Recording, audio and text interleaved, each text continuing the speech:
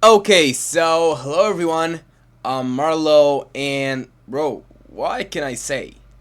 The losing streak on trading is fucking over, bro. I just had like a 3 week losing streak, so that really fucked up my trading mentality.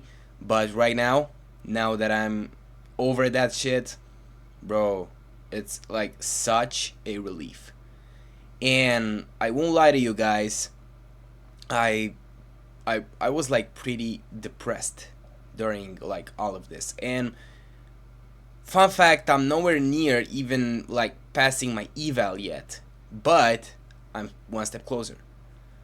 So, yeah, today I want to get into like what happened this week, how was my trading week and what trades did I take this week, and hopefully I can show you guys how all of that should end. And yeah, so let's go to charts first. Let's see what the fuck happened this week. Let me pull out my trading view real quick. So we'll go first by today's price action. Well, today we were like pretty fucking bullish. Not on Nasdaq, but on S&P 500. You can see that we made like a huge, and I mean huge, SMT divergence right here. We made higher lows while Nasdaq made a lower low, and right now is like making the same shit. Um, so yeah, basically my bias was bullish just because of that. I wanted to target this high and this high on S&P 500.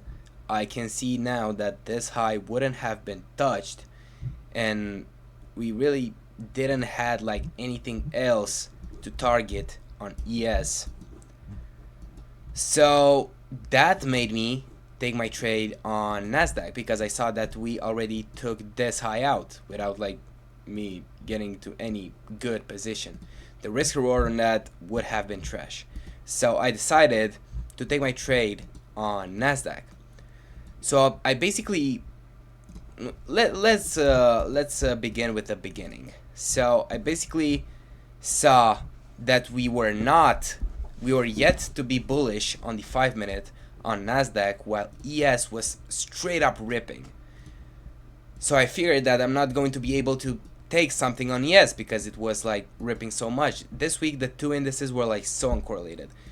So this shit happened yesterday. This is literally what happened yesterday.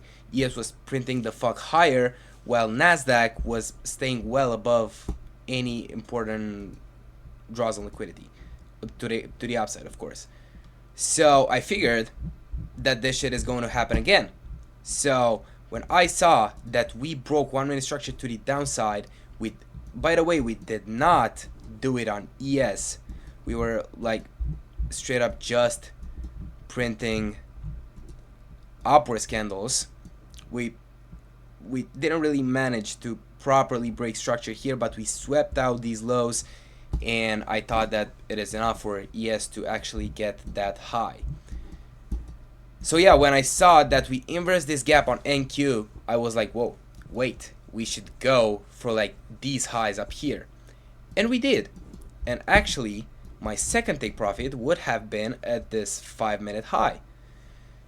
But due to the fact that I have to respect my fucking consistency rule, I had to take this almost 1-1 because I was risking like $1,000 on this to make like 900 and something dollars. I didn't really want to make more than a thousand because obviously that would have fucked up my consistency rule.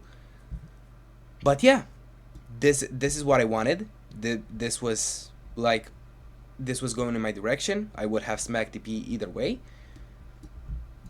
So like yeah, today this was the trading day. Today we made $973 if I remember correctly. So that's a good thing. That literally ended all of my losing streak, and I managed to fucking hit DP again.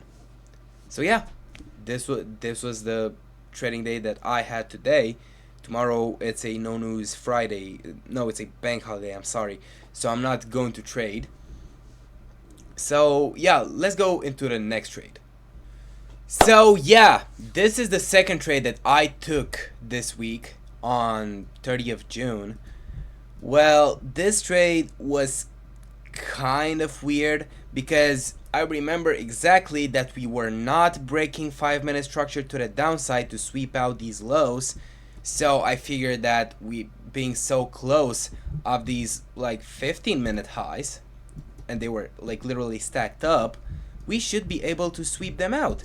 And by the way, the market made a V-shaped movement, didn't really give us any sort of like entry.